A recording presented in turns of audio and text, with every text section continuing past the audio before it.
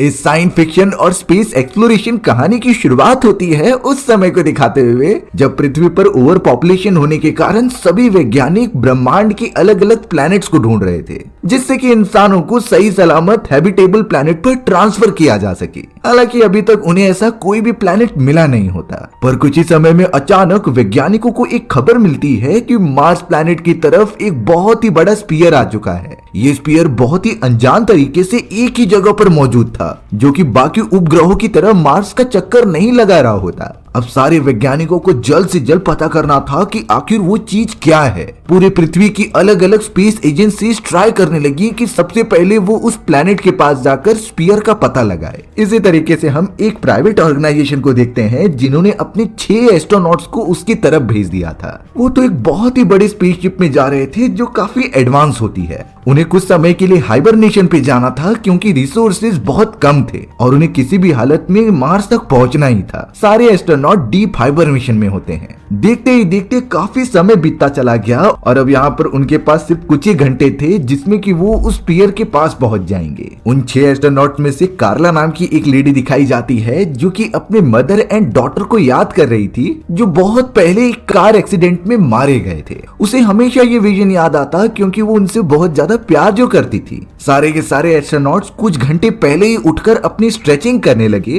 क्योंकि इतने दिनों तक हाइबरनेशन में रहना उनकी बॉडी के सेल्स को काफी ज्यादा कमजोर बना देता था। इसीलिए सारे एस्ट्रोनॉट्स असाइन की गए एक्टिविटीज परफॉर्म करते हैं जिससे कि अंतरिक्ष में वो जितना भी आगे बढ़े उन्हें ज्यादा प्रॉब्लम ना हो। हमें तो रूबिन नाम का एक आदमी दिखाया जाता है जिसका ये सबसे पहला हाइबरनेशन वाला मिशन था। वो बहुत ही ज्यादा पैनिक हो रहा होता है। हालांकि कार्ला रूबिन के पास जाकर उसे कंफर्टेबल कराती है, लेकिन रूबिन कह रहा था कि मैं सारी चीजें रिकॉर्ड करूंगा क्योंकि रूबिन का पृथ्वी पर बहुत ही अच्छे खासे फॉलोअर्स होते हैं और वो चाहता था कि वो अपने फॉलोअर्स को हर एक मोमेंट शेयर करे। रूबिन जब भी अपने आप को रिकॉर्ड करता तो उसके अंदर एक अलग ही कॉन्फिडेंस आ जाता। इसी वजह से बाकी लोगों के मना करने के बावजूद भी रूबिन वो सारी चीजें करने लगा जिससे कि वो अपने वीडियो व्लॉग्स पृथ्वी पर भेज सके। धीरे धीरे वो सभी मार्स प्लैनेट के काफी करीब पहुंच गए थे और वो अपनी आंखों से देख पा रहे होते हैं कि उसके पास ब्लैक कलर का बड़ा सा स्पीयर है। उनके स्पेसशिप में काफी एडवांस एआई टेक्नोलॉजीज थी जो किसी भी प्लैनेट को अच्छी तरीके से एनालाइज कर सकते हैं। लेकिन जब वो अपने सारे सिस्टम एक्टिवेट कर रहे थे उस ब्लैक स्पीयर के ऊपर तो उनके एआई सिस्टम को कोई भी रिजल्ट नहीं मिलता। ये बहुत ही शॉकिंग बात होती है क्योंकि ऐसा उनके साथ कभी नहीं हुआ। आखिर इस ब्लैक स्पीयर में ऐसा है क्या जिससे कि ये कोई भी रेडिएशन ही नहीं छोड़ रहा है, और हो सकता है कि इसके पीछे कोई एडवांस सिविलाइजेशन का हाथ हो। सभी लोग अपने अपने अजम्पशन लगा रहे थे, लेकिन जब तक रिजल्ट नहीं निकल जाते तब तक ये बात कोई भी सच नहीं मान सकता। सभी सिस्टम्स के अंदर अचानक मल फंक्शनिंग आने लगती है और ये हो ना हो उसी ब्लैक स्पीयर की वजह से हो रहा था। अब यहाँ पर उनकी स्पेसशिप का एआई सिस्टम खराब होने के कारण वो काफी डर गए थे। खास करके कार्ला सोच रही थी कि उन्हें ये मिशन अब आगे कंप्लीट नहीं करना चाहिए क्योंकि इसमें बहुत ही ज्यादा खतरा हो सकता था। यहाँ रूबिन को भी काफी डर लग रहा होता है क्योंकि ये चीजें उसने कभी एक्सपीरियंस नहीं की थी। हालांकि वो सभी अपने कैप्टन से पूछते हैं जिसका नाम पॉल था, लेकिन पॉल कह रहा था कि हमें ये मिशन कंप्लीट करना ही होगा क्योंकि यहाँ तक पहुँचने के लिए हमें कई सारे $बिलियन लगे हैं और इस तरीके से हम पीछे नहीं हट सकते। थोड़े समय के अंदर अंदर वेंस नाम का उनके एक कमांडर का कॉल आता है। उन सारे एस्ट्रोनॉट्स ने तो सभी चीजें वेंस को बता दी थी और कहा था कि उनका सिस्टम काम नहीं कर रहा है जिससे कि उन्हें पीछे हटना पड़ेगा। लेकिन वेंस ने बताया कि पृथ्वी के सभी लोग तुम्हारी इस मिशन के रिजल्ट के बारे में पूछ रहे हैं, यानी कि तुम सभी को ये कंप्लीट करना ही होगा। अब यहाँ पर बात ये हो गई कि उन सभी के ऊपर प्रेशर डालने लगे। चाहे कुछ भी हो जाए उन्हें ब्लैक स्पीयर के पास जाकर सारी चीजें पता लगानी है और ये कंफर्म करना है कि वो इंसानी प्रजाति के लिए हानिकारक नहीं है। वेंस का कॉल उस समय कट हो जाता है।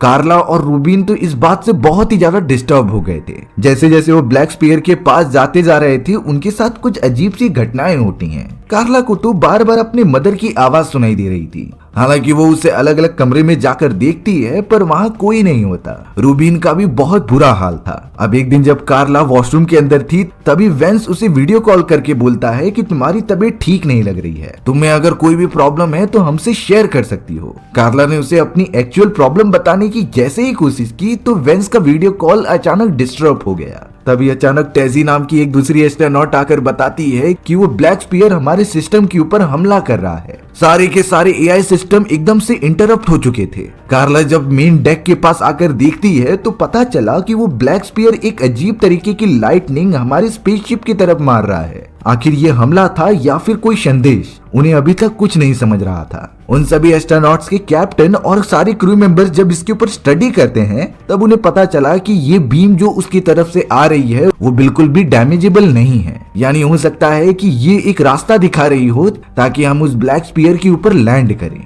हालांकि सिस्टम पूरी तरीके से खराब हो चुका था, लेकिन अचानक उन्हें ब्लैक स्पीयर से एक वॉइस मैसेज आता है। उस मैसेज को एकदम से डिकोड करने के बाद बार बार उसके अंदर से ड्यूस नाम की आवाज आ रही थी। ड्यूस का लैटिन में मतलब होता है गॉड, जिसके बारे में जब रूबिन को पता चलता है तो वो काफी ज्यादा डर गया और अपने एस्ट्रोनॉट दोस्तों को बताने लगा कि हमें अब यहाँ से चले जाना चाहिए क्योंकि मुझे कुछ ठीक नहीं लग रहा और आगे चलकर हम सभी मारे जाएंगे। पर इस तरीके से वह पीछे नहीं हट सकते थे। पॉल ने तो पहले ही कंफर्म कर दिया था कि ये मिशन कितना इंपॉर्टेंट है और अब तो शायद इस मिशन के बदले उनकी जान की भी कोई कीमत नहीं। सभी लोग रूबिन को कंफर्टेबल करने की कोशिश कर रहे थे, लेकिन रूबिन बार बार यही दोहराता है कि हमें यहाँ से चले जाना चाहिए। अब यहाँ पर एल्फ और टेजी नाम के एस्ट्रोनॉट्स एक दूसरे से बातें कर रहे थे कि शायद हो सकता है कि वो ब्लैक स्पीयर किसी एलियन सिविलाइजेशन का हो और शायद वो हमसे कई ज्यादा एडवांस हो सकते हैं। लेकिन एल्फ ने ये भी कहा कि हमारे पास परमाणु बॉम्ब भी मौजूद हैं। अगर वो एलियन हमसे ज्यादा ताकतवर होंगी तो हम पूरी तरीके से उनके ऊपर परमाणु बॉम्ब फायर करके खत्म कर सकते हैं। यहाँ पर उनका कैप्टन पॉल सारी चीजें सीसीटीवी की मदद से देख रहा था। वो जल्द से जल्द एल्फ को बुलाता है और कहता है कि भले ही तुम अपने एजम्पशन लोगों के सामने रखो, लेकिन हमला करने या फिर ब्लास्ट करने की बात इसके बाद मत करना, क्योंकि ये चीजें एस्ट्रोनॉट्स के मन में एक नेगेटिव फीलिंग क्रिएट करती थी। एल्फ भी अपने कैप्टन की ये बात समझ गया था। अब हमें पता चला कि उनकी स्पेसशिप ब्लैक स्पीयर के काफी क्लोज पहुंच चुकी है। अचानक अब ब्लैक स्पीयर से कुछ रेडिएशन निकलने लगी जिसका असर सिर्फ और सिर्फ कार्ला और रूबिन पर हो रहा था। उनके सर में काफी दर्द देने लगता है और कुछ अजीब सी आवाजें सुनाई देने लगी। एल्फ यहाँ पर कार्ला को आराम करने के लिए एक चैम्बर में भेज रहा था और उसके मन की बातें पूछता है। कार्ला बताती है कि जब से मेरे फैमिली वालों का कार एक्सीडेंट हुआ था तो मुझे बहुत अजीब तरीके से हेडेक हुआ करते और इस समय तो उसके सर में पहले से काफी ज्यादा दर्द हो रहा होता है। तभी अचानक उस जगह पर टेजी आती है और कहती है कि रूबिन हमें कहीं नहीं मिल रहा है, यानी कि उन्हें जल्द से जल्द रूबिन को ढूंढना होगा क्योंकि वो भी काफी डिस्टर्ब था। तीनों अलग अलग जगह पर निकल जाते हैं रूबिन को ढूंढने के लिए। हमें यहाँ पर एक चैम्बर में रूबिन को ही दिखाया गया जो काफी क्रीपी हरकतें कर रहा था और उसने अपने चारों तरफ लाइट्स लगाई थी जैसे कि वो रिचुअल परफॉर्म कर रहा हो। साथ ही साथ रूबिन के बॉडी पर कुछ अजीब तरीके के कट्स के निशान थे, जैसे कि उसके बॉडी में किसी ने पोसेशन कर लिया हो और वो यहाँ से जाना चाहता हो। सभी लोगों को ये इन्फॉर्म कर दिया गया था और वो सीसीटीवी की मदद से रूबिन को ट्रैक कर रहे थे। लेकिन यहाँ बेचारी टेजी जो कि अकेली रूबिन को ढूंढ रही थी, वो जब उसके काफी क्लोज जाती है तो वो बहुत ही जोर से चिल्लाने लगी। कार्ला और एल्फ भी जल्द से जल्द उस आवाज का पीछा करते हैं, लेकिन शायद यहाँ काफी देर हो चुकी थी। रूबिन ने बहुत बुरी तरीके से टेजी को घायल करके वहाँ पकड़ लिया था। हालांकि कार्ला यहाँ जानबूझकर उसके सामने नहीं आती ताकि वो टेजी को कुछ नुकसान ना पहुंचाए। एल्फ भी जब वहां पहुंचा तो रूबिन टेजी को मारने की धमकी देने लगा। साथ ही साथ वो उन सारे एस्ट्रोनॉट्स को इन्फॉर्म करता है कि तुम सभी उस ब्लैक स्पीयर पर मत जाओ, वो गॉड का एक स्लॉटर हाउस है जहां पर हम सभी में से कोई नहीं बचने वाला और इंसानी प्रजाति को इसका सामना करना पड़ेगा। एल्फ को कुछ नहीं समझ रहा था कि आखिर ये क्या बोलने की कोशिश कर रहा है, पर अच्छी बात तो ये हुई कि पीछे से कैप्टन पॉल आ गए और उन्होंने बिना कुछ सोचे समझे रूबिन को गोली मार दी। रूबिन तुरंत ही मारा जाता है, लेकिन टेजी भी काफी ज्यादा घायल हो गई। जल्द से जल्द अब टेजी को ट्रीटमेंट के लिए दूसरी जगह लेकर जाया गया। यहाँ पॉल को जरा भी रिग्रेट नहीं होता कि उसने अपने एक फेलो एस्ट्रोनॉट को मार गिराया। कार्ला ने जो जो बातें सुनी उसे इतना तो कंफर्म हो गया था कि पॉल और उसकी एजेंसीज उनसे कुछ छुपा रही है। कार्ला तो तुरंत ही अब पॉल के साथ एलिवेटर के अंदर चली गई, जहां पर वो उससे पूछती है कि आखिर तुम हमसे क्या छुपा रहे हो, क्योंकि उनके बीच कोई भी सीक्रेट बात नहीं रहनी चाहिए। पर कार्ला ने जब ये पूछा तो पॉल काफी गुस्सा हो जाता है और कहता है कि तुम्हें जितना कहा गया है वो करो, हमने तो पहले ही सारी मैनेजमेंट कर ली है, जो तुम्हें बताना कोई जरूरी नहीं। कार्ला तो पॉल के ऊपर काफी ज्यादा गुस्सा होती है क्योंकि वो इस तरीके का बिहेवियर बिल्कुल भी एक्सेप्ट नहीं कर सकती, लेकिन पॉल तो उसे कुछ भी बताने के लिए राजी नहीं होता। हमें तो अब यहाँ पर एल्फ को दिखाया गया जो अपने दोनों मरे हुए साथियों को बैग में डालने की बजाय हाइबरनेशन चैम्बर में डाल देता है, क्योंकि वो बिल्कुल भी नहीं चाहता था कि इनकी बॉडीज को कुछ भी हो। अगर वो पृथ्वी पर सही सलामत जाएंगे तो इनकी डेड बॉडी लेकर जाएंगे। यहाँ पर अब कुछ ही घंटे बचे हुए होते हैं उस ब्लैक स्फीयर के ऊपर लैंड करने के लिए।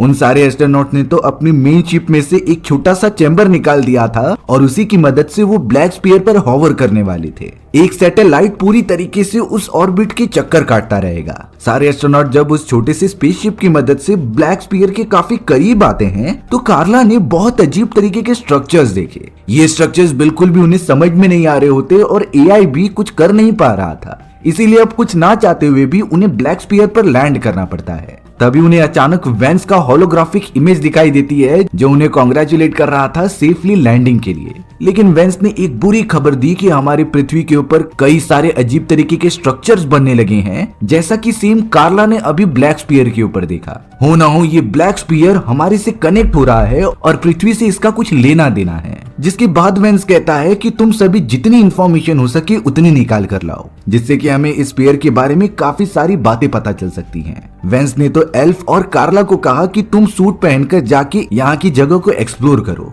पर शॉन नाम का एक वैज्ञानिक कहता है कि इनके साथ कोई एक साइंटिस्ट तो जाना ही चाहिए, इसीलिए अब शॉन भी उनके साथ जाने के लिए राजी हो गया। वो तीनों जल्द से जल्द सूट पहनते हैं और पहली बार ब्लैक स्फीयर के ऊपर कदम रखते हैं। पॉल जो कि कैप्टन था वो उन्हें सीसीटीवी कैमरे की मदद से देख रहा होता है। उसे सारी चीजें मैनेज करके सारी रिपोर्ट्स भेजनी थी पृथ्वी पर। अब कार्ला यहाँ पर वहाँ के एलिमेंट्स का चेक करती है कि आखिर ये ब्लैक स्फीयर किससे बना है। वो चौंक गई क्योंकि ये स्फीयर उस एलिमेंट से बना था जो कि पृथ्वी पर अभी तक पाई नहीं जाती, यानी कि ये एक डिस्कवरी है जो कि पूरी दुनिया को हिला कर रख देगी। अब अचानक वो सभी जैसे ही आगे बढ़ने लगे तभी उन्हें सामने की तरफ एक रोशनी दिखाई देती है। वो जैसे ही रोशनी के पास गए तो काफी बड़ा स्ट्रक्चर मिला जो कि किसी गेट जैसा दिखाई दे रहा था। उस गेट के ऊपर एक सिंबल होता है। ये सिंबल तो इवेंट होराइजन का लग रहा था जो कि इन सारी गैलेक्सी के लिमिट्स को दर्शाता है। धीरे धीरे ये सारी रोशनी काफी तेज होने लगी। वो तीनों एस्ट्रोनॉट्स आगे तो बढ़ते हैं पर अब उन्हें कुछ आवाजें भी आती हैं। वो नहीं समझ पा रहे थे कि आखिरकार वैक्यूम में आवाज कैसे आ सकती है। ये आवाजें बिल्कुल भी उनकी रीजनल लैंग्वेज में नहीं थी, इसीलिए एआई जिस डिकोडिंग मैकेनिज्म का यूज कर रहा था वो उसे उनकी रीजनल लैंग्वेज में कन्वर्ट करता है और जो आवाज उन्हें आ रही थी वो उन्हें वेलकम कर रही होती है, यानी कि ये जरूर किसी दूसरे डायमेंशन का दरवाजा हो सकता है। तीनों जैसे ही थोड़ा सा और आगे बढ़े तो उसके अंदर से एक लेडी की शक्ल दिखाई देने लगी। वो लेडी जो कह रही थी उसे कन्वर्ट करने के बाद पता चला कि वो सारे एस्ट्रोनॉट्स को दो चॉइस दे रही है। अगर वो इस गेट के अंदर आ जाएंगे तो उन्हें सारी चीजें मिल जाएंगी, यहाँ तक कि उनकी लाइफ भी सफल हो सकती है। उनकी जो भी खोई हुई चीज थी वो उनके पास होगी। लेकिन अगर एस्ट्रोनॉट्स इस गेट के अंदर आने से मना करते हैं तो ये ब्लैक स्फीयर पृथ्वी के पास चला जाएगा और सारे के सारे इंसानों को इसका हर्जाना चुकाना होगा। अब यहाँ एस्ट्रोनॉट्स को लग रहा था कि ये क्या मजाक है। जरूर ये चीजें किसी होलोग्राफिक इमेज जैसी दिखाई दे रही थी जो उनके साथ खेल खेल रही हैं। पर कार्ला यहाँ इकलौती एस्ट्रोनॉट थी जो इन चीजों पर विश्वास करती है और उन एस्ट्रोनॉट से थोड़ा सा आगे बढ़ जाती है। कार्ला को उस लेडी के अंदर अपनी मदर दिखाई दे रही थी और अब अचानक कार्ला को ऐसा लगा कि वो गेट के अंदर चली गई है और उसने तो ये ऑफर एक्सेप्ट कर लिया था। वो सामने की तरफ अपनी बेटी को देखती है जो कि गोल्डन सिटी के साथ खड़ी हुई थी। ये एक अलग ही डायमेंशन होती है जो शायद एडवांस सिविलाइजेशन की हो सकती है। कार्ला तुरंत ही अपनी बेटी के पास बहुत ही खुश होकर जाने लगी क्योंकि वो शुरुआत से यही चाहती थी कि एक बार वो अपनी बेटी से मिल ले। लेकिन जैसे ही कार्ला उससे गले लगती अचानक उसकी आंख खुलती है अपनी स्पेसशिप के अंदर। उसके सेंसेस एकदम से काम ही नहीं कर रहे थे और समझ नहीं पाती कि वो यहाँ पर कैसे आई।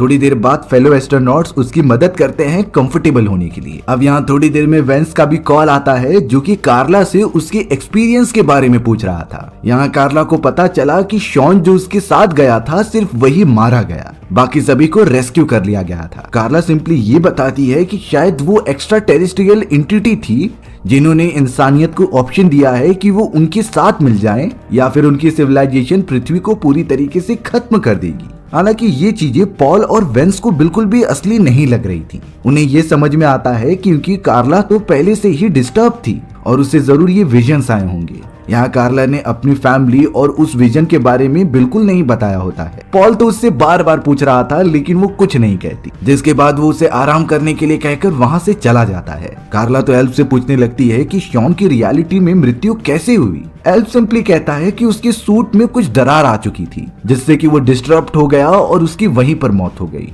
लेकिन कार्ला को पता था कि उनके सूट बहुत ही ज्यादा मजबूत होते हैं, वो इस तरीके से कभी नहीं फट सकते। लेकिन यहाँ पर एल्फ बार बार वही चीजें कह रहा था जिससे कि अब कार्ला को मानना ही पड़ा। लेकिन वो कहती है कि मुझे वेंस और पॉल के ऊपर कुछ भरोसा नहीं है, वो जरूर हमसे कुछ सीक्रेट इंफॉर्मेशन छुपा रहे हैं। एल्फ जब यहाँ पर कार्ला के साथ उस एरिया में आया जहाँ पर कैमरास नहीं थे तो वो पूछता है कि तुमने आखिरकार उस ब्लैक स्पीयर पर क्या एक्सपीरियंस किया। कार्ला उसे सब कुछ बताती है कि मैंने अपनी मरी हुई फैमिली को देखा और वो किसी गोल्डन सिटी में मौजूद थी जैसे कि वो रियलिटी में हेवन हो। वापस अपने कमांडर पॉल के पास आने के बाद पॉल एल्फ से पूछता है कि आखिर कार्ला तुमसे क्या शेयर कर रही थी। एल्फ के कुछ ना बताने पर अब तो पॉल को भी उसके ऊपर शक होने लगा था। उनकी टीम ने तो अब डिसाइड कर लिया होता है कि अब वो स्पेसशिप लेकर ब्लैक स्पीयर से दूर जा रहे हैं। उनका मिशन यहीं पर खत्म होता है ब्लैक स्पीयर को एक्सप्लोर करने का।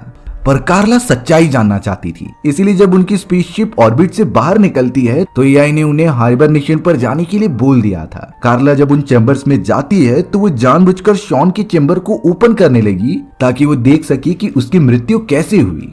शॉन की पूरी बॉडी एकदम से गल चुकी थी। वहाँ पर कुछ डॉक्यूमेंट्स होते हैं और एक गन भी मौजूद होती है जो किसी सीक्रेट मिलिट्री सोल्जर की थी। अब कार्ला जो जांच पड़ताल कर रही थी उसे पॉल और एल्फ सीसीटीवी की मदद से देख रहे होते हैं। पॉल ने एल्फ को बोल दिया तो एल्फ डायरेक्टली चला जाता है कार्ला को रंगे हाथों पकड़ने के लिए, पर वो कार्ला के जैसे ही सामने आया तो उसने गन पॉइंट आउट कर लिया था। शायद कार्ला ने जो डॉक्यूमेंट्स रखे थे उसे पढ़ लिया होता है और उसे कुछ सच्चाई पता चली है जो वो एल्फ से सुनना चाहती थी। कार्ला तो एल्फ के ऊपर गन पॉइंट करके सीधा पॉल के पास चली गई क्योंकि उसे सच्चाई पता करनी थी। पॉल अभी भी कार्ला को कुछ बता नहीं रहा था। इससे ये पता चल जाता है कि वेंस और पॉल एक दूसरे से मिले हुए हैं। वहाँ पर तो वेंस का होलोग्राफिक इमेज भी आ गया था जो कार्ला को शांत रहने के लिए कहता है। एल्फ तो बहुत ही ज्यादा गिल्टी था जो भी उसने परफॉर्म किया। गन देखकर कार्ला को सच में लगने लगा कि शॉन की जान उसके सूट फटने की वजह से नहीं बल्कि उसे किसी ने गन से मारा था। वो सारी फाइल्स पढ़ने के बाद उसे ये पता चला था कि एल्फ सिर्फ एक एस्ट्रोनॉट नहीं बल्कि वो एक हिटमैन भी हुआ करता था जो पैसों के बदले लोगों की जानें लिया करता। और ये सब शायद पॉल और वेंस ने ही उसे करने के लिए कहा था। वेंस तो कार्ला को अब पृथ्वी की एक फुटेजेस दिखाता है जहाँ सारे लोग अपीयर हो चुके हैं क्योंकि उन्हें लगने लगा है कि ये ब्लैक स्पीयर उन सभी को डिस्ट्रॉय कर देगा, इसीलिए वो इस प्लैनेट को छोड़कर जाना चाहते हैं। इतनी ज्यादा मात्रा में जो भी डोर्स पृथ्वी पर ओपन हुए हैं उन्हें वो एक गेट लग रहा है जिसमें कि वो इंटर होना चाहते हैं। कार्ला तो उन सारी फुटेजेस को काफी ध्यान से देखने लग गई जिससे कि पॉल को एक मौका मिलता है और वो कार्ला पर टूट पड़ता है गन लेने के लिए। उसने पॉल को नीचे गिरा दिया और तुरंत ही उसकी करतूत के बदले उसे शूट कर दिया। पॉल तुरंत ही मारा जाता है लेकिन कार्ला के भी पेट में काफी डैमेज हो चुका था। वो एकदम बेहोश होने वाली थी लेकिन अभी भी उसके सामने एल्फ होता है। पर कार्ला एल्फ को मारती नहीं क्योंकि वही अकेला बचा हुआ था जिससे कि उसे सच्चाई पता चले। वो एल्फ के ऊपर भरोसा करती है और बंदूक नीचे करके उसे अपने आप को ठीक करने के लिए कहती है। एल्फ एकदम इंसानियत दिखाते हुए कार्ला के घाव के ऊपर मरहम पट्टी करता है, जिसके बाद एल्फ खुद ही एक्सेप्ट कर रहा था कि उसने ही वेंस के कहने पर शॉन को गोली मारी थी क्योंकि शॉन को हमारे कई सारे राजों के बारे में पता चल गया था। एल्फ कार्ला को ये बताता है कि सारी चीजें एक ट्रैप है जो कि वेंस और उसकी कंपनी ने ही सेट किया था। कार्ला थोड़े समय में ठीक होने के बाद सीधा वेंस से वीडियो कॉल पर बातें करती है। वेंस को यह अंदाजा हो गया था कि उसका प्लान अब सबके सामने आने वाला है, इसीलिए अब उसने कार्ला को सारी बातें सच सच बता दी। दरअसल जो ये ब्लैक स्पीयर है वो तो एक नॉर्मल उपग्रह था जो मार्स का चक्कर लगाते रहता, लेकिन वेंस ने इसका यूज पृथ्वी पर मौजूद लोगों को भड़काने के लिए किया। जो भी चीजें कार्ला और उसके टीममेट को उपग्रह के ऊपर महसूस हुई वो सिर्फ और सिर्फ हैंस द्वारा बनाए गए एक एआई सिस्टम था जो उसे ऐसा बताती कि ये कोई एडवांस सिविलाइजेशन है और वो पृथ्वी और इंसानों को खत्म करने जरूर आएंगे, जिससे कि पृथ्वी पर जो इतने बिलियन लोग मौजूद हैं उनमें से आधे काफी डर जाएं और ये समझे कि पृथ्वी के ऊपर से उन्हें जाना ही होगा। जो सारे डोर्स उन लोगों ने पृथ्वी के ऊपर ओपन कराए हैं वो मौत के डोर हैं। उनके अंदर अगर कोई भी इंसान जाएगा तो वो मारा जाएगा, जिसकी वजह से पृथ्वी पर आधे इंसान बचेंगे। और ये सिर्फ ओवर पॉपुलेशन और सारी रिसोर्सेज को बचाने के लिए था, क्योंकि इस तरीके से तो पृथ्वी पर आबादी बढ़ती जाएगी और एक समय बाद किसी के पास भी कुछ खाने पीने के लिए नहीं रहेगा। तो अच्छा तो यही होगा कि पृथ्वी की आधी आबादी इसी तरीके से खत्म हो जाए। कार्ला बहुत ही ज्यादा शॉक होती है ये सारी चीजें सुनकर। वो तो वेंस को एक शैतान कहने लगी थी, क्योंकि ओवर पॉपुलेशन को खत्म करने का ये कोई वे नहीं हो सकता था। उसे वेंस के ऊपर काफी गुस्सा आ रहा होता है, पर अब वेंस अपने प्लान की बहुत ज्यादा क्लोज है और वो इस तरीके से नाकामयाब नहीं होना चाहता। वेंस तो अब यहाँ पर कार्ला और एल्फ को कहता है कि मैंने एआई से कहकर ऑटो डिस्ट्रक्शन मोड ऑन कर दिया है, जिससे कि 10 मिनट के अंदर ये पूरी स्पेसशिप डिस्ट्रॉय हो जाएगी। तुम दोनों को जो सच्चाई पता चली है वो किसी को नहीं पता चल सकी, इसके लिए अब कार्ला और एल्फ को मरना होगा। कार्ला भी काफी गुस्सा होकर उस होलोग्राफिक मशीन के ऊपर शूट करती है, जिससे वेंस की डिवाइस खराब हो गया। कार्ला ने अब एल्फ को भी सारी बातें बताई और वो कहने लगा कि हमारे पास यहाँ से भागने का कोई रास्ता नहीं। थोड़े समय के अंदर अंदर स्पेसशिप के एक पार्ट में काफी डिस्ट्रक्शन होने लगी। कार्ला और एल्फ पूरे स्पेसशिप को एक साथ कंट्रोल नहीं कर सकते, इसीलिए वो एक एस्केपिंग पॉड लेकर वहां से निकल जाते हैं। देखते ही देखते पूरी स्पेसशिप का सिस्टम डिस्ट्रॉय हो चुका था। अच्छी बात तो ये होती है कि एस्केपिंग पॉड में जाने के बाद उन दोनों की जान बच गई। वो अपनी सर्वाइवल को थोड़ा सा सेलिब्रेट भी करते हैं, पर कार्ला सारी पृथ्वी के लोगों को ये सच्चाई बताना चाहती थी, लेकिन उनके स्पेसशिप में इतने रिसोर्सेस नहीं होते कि वो 2 एस्ट्रोनॉट्स के लिए काफी हो। एल्फ इन सारी कंडीशंस को अच्छे से समझ रहा था। उसने जो इतने सारे कत्ल किए थे वो इस बार जाकर काफी गिल्टी फील कर रहा होता है। इसीलिए अब एल्फ ने कहा कि हम उस ब्लैक स्पीयर के ऊपर जाएंगे और उसे पूरी तरीके से डिस्ट्रॉय कर देंगे। वो दोनों जल्द से जल्द स्पीयर के ऊपर लैंड करते हैं, लेकिन तभी अचानक एल्फ उसकी जमीन पर उतरा और एस्केपिंग पॉड के दरवाजे को बंद कर दिया। पॉड के अंदर तो अभी सिर्फ कार्ला ही मौजूद थी। एल्फ ने सारे सिस्टम पहले से ही सेट कर दिए थे और ये एस्केपिंग पॉड सीधा लॉन्च होके पृथ्वी की तरफ जाएगा। एल्फ ने ये चीजें इसीलिए की ताकि कार्ला अच्छी तरीके से रिसोर्सेज का यूज करके पृथ्वी तक पहुंचे और ये डार्क रियलिटी सभी को बता दे। यानी कि एल्फ ने एक तरीके से अपनी जान की कुर्बानी दी इस प्लेनेट पर रहकर। एल्फ के पास जो परमाणु बम थे वो उसे प्लेनेट के ऊपर एक्टिवेट कर देता है, जिससे कि वहां काफी बड़ा धमाका हुआ और वो ब्लैक स्पीयर वहीं खत्म हो जाता है। कार्ला का वो एस्केपिंग पॉड सीधा निकल पड़ा था, जिसकी एआई बताती है कि हमें पृथ्वी तक पहुंचने के लिए 5 साल का समय लगेगा। यानी वो 5 साल लगातार ट्रेवल करती रहेगी और हमारी ये चौंका देने वाली कहानी यहीं खत्म हो जाती है।